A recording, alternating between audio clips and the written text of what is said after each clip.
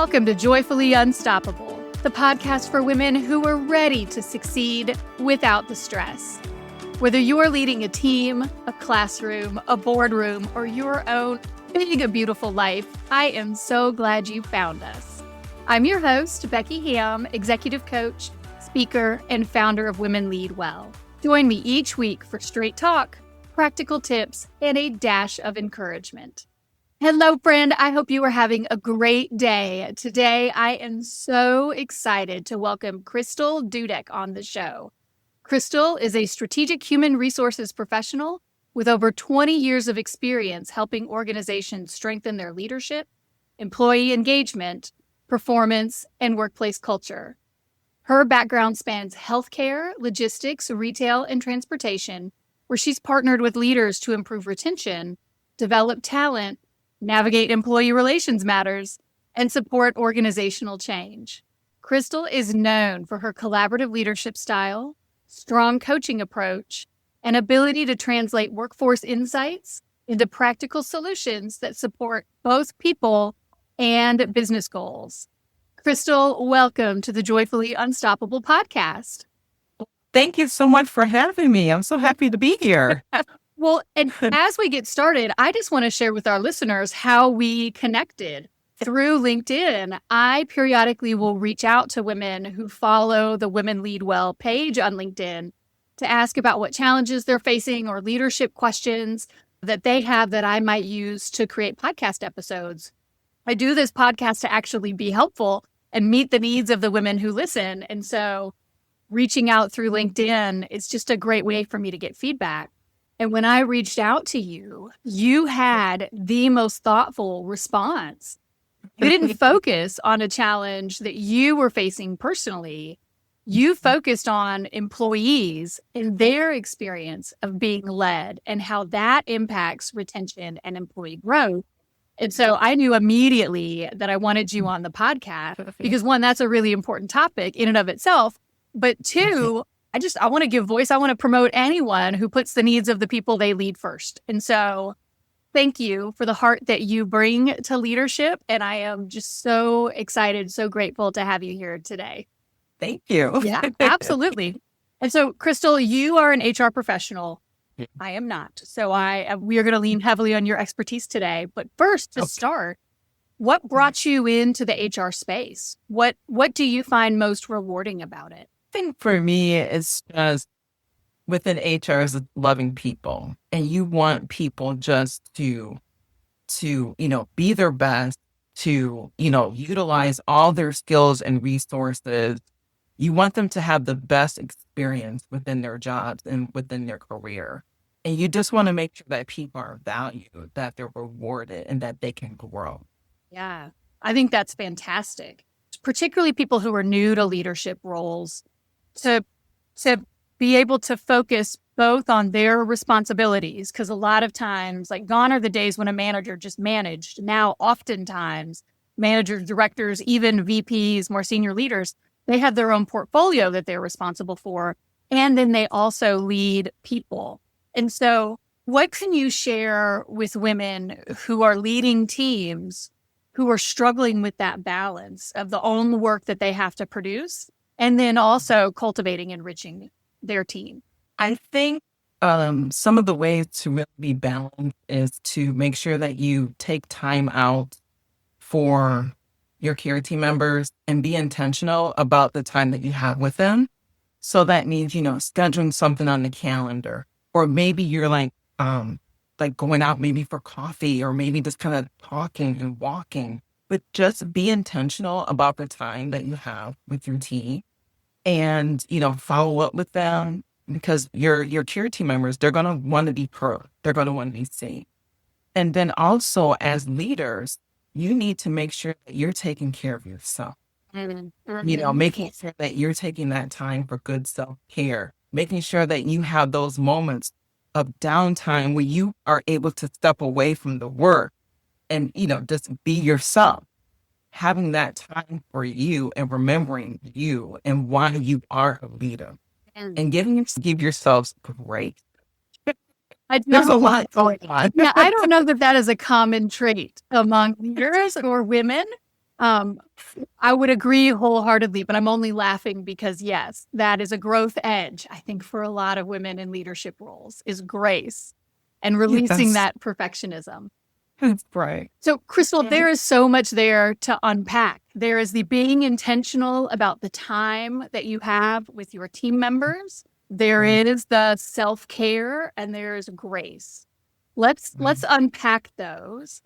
To be intentional with team members, when I was a VP, I would have one-on-ones with my direct reports every week because that was just part of our cadence, and it let me on a weekly touch point know what was top of mind for them and if there were any roadblocks that I needed to unblock for them. They were working at their level, but if I needed to run interference or intervene at my level, it helped if I knew that more quickly, if I didn't have to wait every other week or once a month. But what should leaders be doing in those one-to-ones to support their team members' work so the team member can make forward progress, get the information that they need to know at their level so they can be effective as leaders, but then also in a professional way, cultivate relationship with their team members so they can invest in their professional growth or they can help support the team member in a more holistic way? I know there was a lot in that question. Yeah, there is a lot, and that's great. I think just really kind of being prepared with your care team member and making sure that you have some questions, like open-ended questions that you can ask to them. Like you said, what are some things that are working well? What are some challenges that you have or some roadblocks that I might be able to assist you with? But then the other thing too is getting to know the people that work for you. Understanding like them on another level. Like say, for example, getting to know them about maybe like their family or, maybe like their favorite sport or, some of the things that they do on their weekends, some of the events and things that they like to do. I think that helps to really build really good, strong relationships. And some of the other things that leaders can do is to have conversations with the people that report to them about their own professional growth and development. So many times here with care team members is, they want growth and development. Well, have those conversations with your employees. Where do you see yourself? Maybe in the next year or 2 years or 3 to 5 years. Where do you want to be? Is this the role that you want to be in? Or are there other things that you're interested in? Maybe maybe there's like a special project that you can get your employee engaged in. So I think those are the types of things that, we always want to make sure that we're keeping employees engaged. Yeah. So important. Yes. It's so important. Well, so let me ask you this. Mm-hmm. So my audience are women, right? There might be a man or two who listens, but overwhelmingly women listen to this podcast.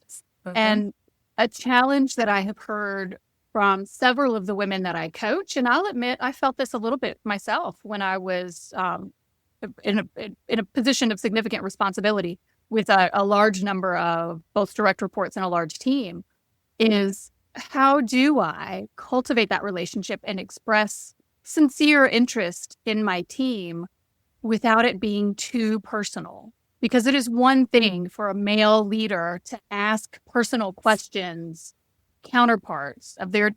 It is different when it's the woman expressing interest, or can be perceived as different. Let me say it that way. It can be perceived as different when it's the woman in a position of authority asking personal questions of a junior male colleague. Yes. How do we navigate that double standard in a way that is professional and effective? Yes, you have to be very careful. And, some of the things that as leaders might say, oh, how was your weekend? And then, let the employee kind of open up and kind of like share with you what they're comfortable sharing. Or you might even say some things like, oh, if they ask you like, maybe like what you did over a weekend, like maybe say, oh, yeah, like, I went to the beach or I went to a concert or, I like to do gardening and different things like that. Another one of the things that I've seen, like even like my own leaders have done is we have something where we kind of have like a leader will ask like different questions. So it's kind of like all about you kind of a thing. And the leader will have like a something that they would give to all their employees. So it's just like, what are some of your favorite things? Your favorite food or snacks, or what types of hobbies do you have? Do you have pets? Do you have kids? Different things like that. So, there's different ways in which you can share information, but be open and be knowledgeable and be aware of how their care team member is sharing things with you. That would kind of like give you some pointers as to, okay, if they're really open to share things, then be open. If you kind of see that they're kind of reserved and just kind of like, just kind of know when to kind of take things down, just like enough. Mm-hmm. Yeah, I think that's really valuable, those social cues that you're getting from your team. Yes. And I appreciate that example you shared of a leader who sent everyone the same set of questions. So then there's no wondering about whether somebody is being called out or treated as special, or everyone is being asked the same thing. And presumably those questions are questions that can then inform the leader's conversations that they will have. Yeah, I think that's a really interesting suggestion. So when you think about leadership with your HR hat on, what is leadership for you? Leadership for me is having trust.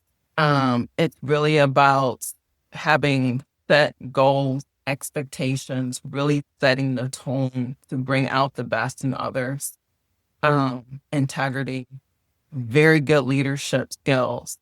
And then some of the other things, being a leader is being a very good listener. Mm-hmm. Mm-hmm. That's very important. And then two, you want to make sure that people that work for you, that they feel supported and that people are held accountable. Yeah. And you also hold yourself accountable as well. So yeah, let's talk about that for a second, because there can be this tension between I want my team to feel supported and I want them to know that I care about them. And yet we still have outcomes that we need to meet, or a mission that we need to meet. And that accountability can be really difficult. One, because there are so many legal constraints around how in a business setting or a professional setting, we hold people accountable, things you say, things you shouldn't say, right?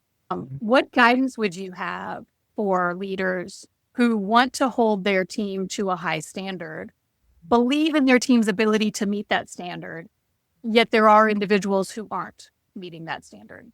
I think it's important to set expectations and make sure that people understand what is expected of them.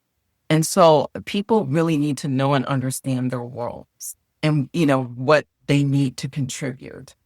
And the other thing is that I think is really important too, is if a leader sees that their employee is struggling, then it's time to have that conversation early.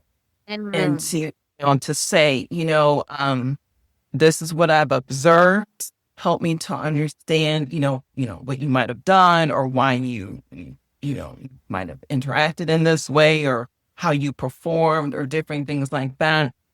And then understanding from the employee's point of view. And then as a leader, you can think back to say, okay, well, perhaps another way in which you could have gone about such and such is X, Y, and Z. So I think it's important when we realize that things are happening, that an employee is not performing as they should, then it's very important to address those concerns early, get the employee's side, but then two, help them to understand and give them tools and resources and examples of what you expect and, how to appropriately do things in the future. So it's that guidance, it's the force. I think that's great insight. Mm-hmm. So let's say you have an individual who is struggling and you do intervene early and you have the conversation. And what I was always taught in terms of giving that kind of feedback is that there's no emotion. It is simply, this is what needed to happen. This is what did happen. This is the impact, right? And you get their input into that because maybe there was a legitimate reason why things played out the way they did. That's always a possibility. Might not be the employee's failure of any sort. But you have that conversation and then you collectively come up with the next steps. Right. So when it then comes time or annual appraisals or a mid-year review. Let's say you've got an employee who you went through that period with and they have, I'm going to say rehabilitated. I don't think it's the right word, but they are now meeting standard. Do we wipe the slate clean because they overcame the hiccup and they've grown, and so their annual performance will reflect the performance at the end of the reporting period? What's your recommendation for how to move through that period and then down the road with that individual employee?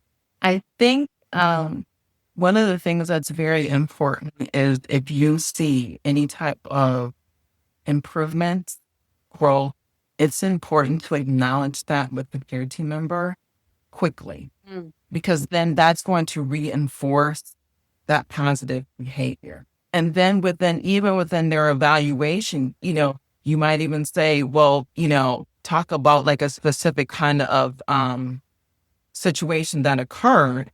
And then too, you can say, but you were able to improve upon that. And it showed. And you have to let your employees know when they do well, because then that's going to encourage them to continue with that type of behavior and to continue to improve, because then they're going to feel it. They're like, oh yeah, I grew, I took care of this, I improved. And those are the types of things that's going to make an employee feel valued. You feel that, hey, I've got this. Crystal, I really appreciate the theme that I'm seeing from how you're talking about this. Early action as soon as you notice something is off. Early action to praise the improvement. That I wonder how many of us as leaders, because there's so much on our plate, and this is just the time we're living in, everybody, not just leaders, everybody has more work than time or kind of mental capacity. Yeah. And so it is so common. I've seen it time and time again where people recognize they've got an employee or a team member who if for whatever reason is struggling, and they just don't have the bandwidth to deal with it. And so it festers, it lingers, other team members see that individual isn't working, pulling the same weight or working to the same standard. And so then when they deal with it, it's a bigger thing. And because it got to be a bigger thing, then they are weary or wary of acknowledging improvement because they don't trust it, because at this point they've made a judgment about that person's ability, not just that person's performance. And so I really appreciate your perspective that no, you need to find the bandwidth to deal with this as soon as you spot it, because that keeps it small and it's easier to handle. And then you need to reinforce the success when you see it, because you feed what you want more of, right? And what you want more of is the strong performance. So you reward it, or you acknowledge it, you publicly praise it, you do all those things, and you don't treat that person like there's something wrong with them, which happens I've seen it so many times. This reluctance to let people actually perform well. Yeah, so true. Okay, thank you. That I think is so, I know there's going to be a woman listening to this who's like, oh my goodness, this is what I'm doing, right? There is an aha moment happening when they hear this podcast. So thank you for walking us through how to approach an employee who is underperforming. Let's talk more broadly for a minute about a leader's responsibility to all of their team members and their team members' professional development. What should a leader be doing with the limited time and probably limited resources that they have at their discretion to put toward professional development? What are your recommendations for how leaders can make the most of that time and the resources that they have to develop the members of their team? I think what leaders should do is to perhaps maybe kind of take some time out to kind of prepare a conversation with their employee. So, kind of like having like a different, like set of like questions that they're going to them, kind of like let the employee know, what, let's have like a growth and development kind of conversation. Let the employee just kind of like share, with their leader, like what their strengths are, maybe like what some of their goals are, kind of looking at like past positions, maybe different type of certifications or educational background that they have to say. Where do you see yourself? what do you want to do? Is this what you truly want to do? Or are there other things that you're interested in? And if so, what are those things? A lot of organizations have like different types of programs and sessions for like leadership development. Lots of companies have that. My organization has that. And so, I think as far as, like really development, an employee needs to kind of take a look at themselves to say, what else is out there? And then the other thing is even partnering with like a recruiter to say, hey, I'm interested in such and such. What are some opportunities that we have within our system? Some other things employees might want to consider are career ladders and career. A leader can work with their employee with regard to a career path, whether that's an upward path or sometimes that path is just kind of, just like this. Yeah.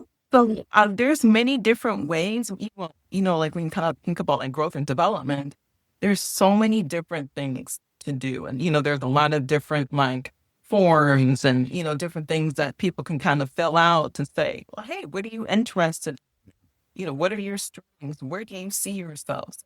There's a lot of different like tools and resources that are out there, but I think it's really important for leaders to have those conversations with their employees. Because I think a lot of times employees want those conversations. They want something, different than like the normal one-on-one, meetings that they have. They want those growth and development conversations. And how often would you recommend having those conversations? Is this once a quarter or twice a year? What's the cadence for that? Maybe say about twice a year. You really want to kind of get, keep that momentum going, because sometimes you talk about it once and then, talk about it again until next year. So I think maybe like a couple of times a year, I think would be helpful. Mm-hmm. Great. Do you know of any templates that are out there that leaders could use to structure those conversations? Is there anything off the shelf that you would recommend? Oh, I'm just trying to think. A person can Google it. They can do a Google search. There's so many incredible things out there, but I guarantee you if someone does like a Google search of like, different templates and different, resources and different things like that for career development and career talks and paths and mapping, find a lot of stuff out there. Awesome. Thank you. So let's take even one more step back. And you've been in HR for 20 years. You've seen a lot of really good leaders, and I hope you haven't seen that many really bad leaders. But I bet you've seen at least one. What indicators tell you that someone is a good boss? How you treat people, treating people with respect, integrity, kindness, being honest with people, being consistent, someone who communicates clearly, someone who's consistent, and also someone who is transparent and are not afraid to let you know that, hey, you know what? I messed up. I'm not perfect either, and that they're willing to take a look and a step back just to let their people know, hey, we're in this together. I'm here to support you. It's all about how you make people feel. Mm-hmm. Yeah. You didn't mention subject matter expertise. Oh, yeah. Well, yes, your leader is the subject expert. But, leaders have very strong employees that work with them too. And they've got some incredible people that can actually help to support them as well. Because employees have some incredible ideas that really helps their leaders so that their leaders are successful as well. But but yes, your leader is a subject matter expert. But I tell you, the support that you get and that you feedback that your team brings, I mean, there's some really incredible employees out there. Yeah. Yes. And so for a bad leader, is it just the opposite? What makes a bad leader is the opposite of all the things that make a good leader? How do we know what we want to avoid? When I think of a bad leader, to me, one of the things that comes up is a micromanager. That is absolutely just a bad leader. Someone that is a poor communicator. They lack accountability. They're not consistent. They don't listen. They don't take time with their people. They create confusion. They're inconsistent. That to me, that's a bad leader. Yeah, that's right. Because all of those things make the employee experience more difficult, right? That introduces friction to a team member being able to do their job.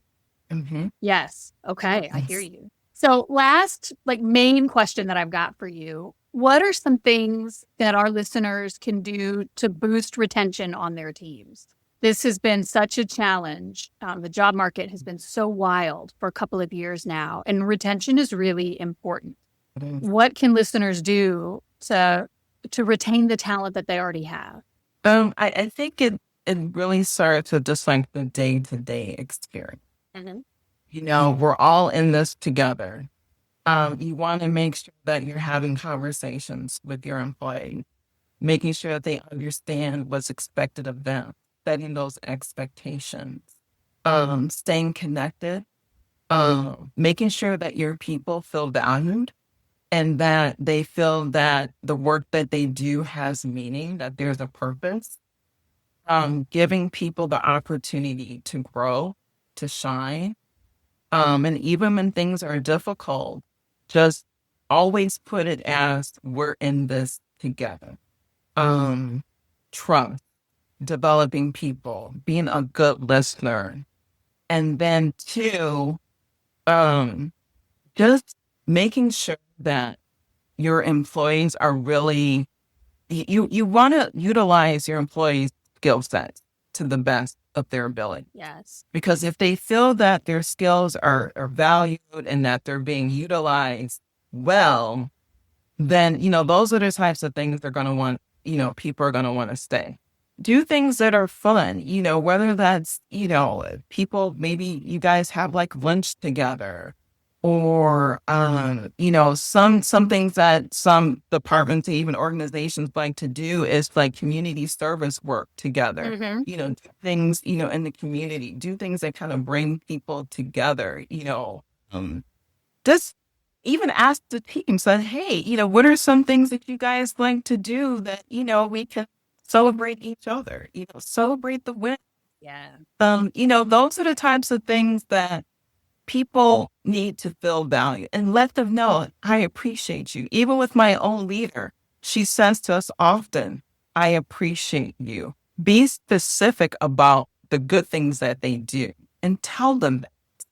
Because so many times, even if it's just a quick email or just when you're checking in with someone, building those intentional relationships. Yes. Yes, that's right. People, I think what I'm hearing from that are two things. One, really valuing the members on your team so then they feel that they are part of something, that they are welcome, that they belong. And that's just a fundamental human need, but they're valued for belonging. But I also hear you talking about consistency and providing that stability that so many of us crave because there's so much that's in flux right now. And a lot of industries where I tend to support women, the entire industry is in flux. A particular company or a particular division in a company, like the entire industry is changing. And so providing as much of that where you can, right, with integrity, with honesty, providing as much stability and appreciation at the same time, you're hitting two fundamental human needs with that. And it makes so much sense how that would positively impact retention. Yeah. Yeah. Thank you, Crystal. Thank you. So tell our listeners how they can find you if they would like to connect. I have a hunch you're going to get a lot of LinkedIn requests when this episode airs. Yes, one of the best ways to reach out to me is in LinkedIn. And my name for that with LinkedIn, it is Crystal Moore Dudek. Yes, please reach out to me in LinkedIn. I would be happy to connect with people. If you want to share some ideas, questions, anything. Yes, I'm available on LinkedIn. I look forward to connecting with other people. Awesome. Absolutely. And I will include your link in the show notes. So when people come to this episode, they won't have to fat finger your name into LinkedIn. Like they can just click. It'll go to you. How do you spell that? Great. Yes.